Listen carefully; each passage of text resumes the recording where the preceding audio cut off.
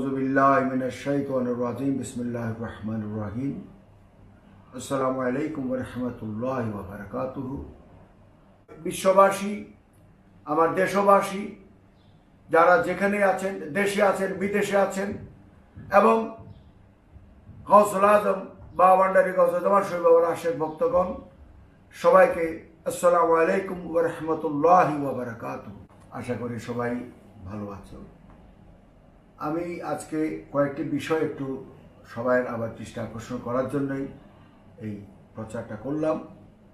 প্রথম কথা হলো যে এখন দেশ জুড়ে, সারা বিশ্ব জুড়ে করোনা ভাইরাসের যে তাণ্ডব চলছে, আল্লাহ পাক যেন আমাদের এই বাংলাদেশকে সব কিছুর কাছ থেকে যেন রক্ষা করেন।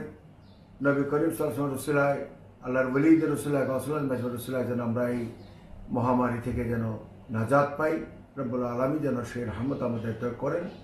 তো সেজন্য আমরা সবাই দোয়া চাই আল্লাহর দরবারে। আমরা সবাই নামাজ পড়ব, নফল রোজা রাখবো, কোরআন তেলাওয়াত করব, তাসবিহ তাহলিল করব, এই ইবাদত বন্দেগীর মাধ্যমে ইস্তিগফার করব যেন রব্বুল আলামিন এই আযাব থেকে আমাদেরকে রক্ষা করেন। দ্বিতীয়ত, গণপ্রজাতন্ত্রী বাংলাদেশ সরকারের অনেকগুলি সিদ্ধান্ত আমরা এর মধ্যে পেয়েছি। বিশেষ করে করোনা ভাইরাসের ব্যাপারে আমরা যেটা জানতে পেরেছি সেটা হলো যে সবাইকে বাসায় থাকা, নিরাপদে থাকা, দূরত্ব বজায় রাখা, এটা হলো সবচেয়ে প্রয়োজনীয়।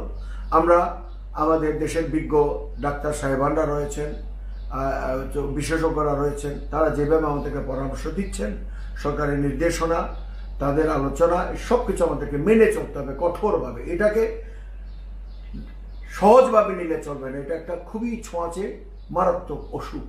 এটার একমাত্র রক্ষা হলো আমাদের পরিষ্কার পরিচ্ছন্ন থাকা, হাত ধোয়া, একজনের একজনের দূরত্ব বজায় রাখা, অনর্থক বাইরে ঘোরাঘুরি না করা, দোকানপাটে না যাওয়া, বাজারে না যাওয়া, একান্ত প্রয়োজন ছাড়া কেউ যেন আমরা আমাদের নিরাপদ অবস্থান থেকে যেন বাইরে না যাই। দ্বিতীয়ত, হযরত গাউসুল আজম শাহেদ আলম বাবা ভান্ডারী কিবলা কাবার মহান বাসী চৌধুরী শরীফ সমাগত। তোমাদের মতো আমারও মন খারাপ, যেহেতু আমরা এবার এই নির্দেশাবলীর কারণে, করোনা ভাইরাসের কারণে, স্বাস্থ্যগত বিধি অনুসরণের কারণে আমরা কেউ মাইজবান্ডার দরবার শরীফে যেতে পারছি না।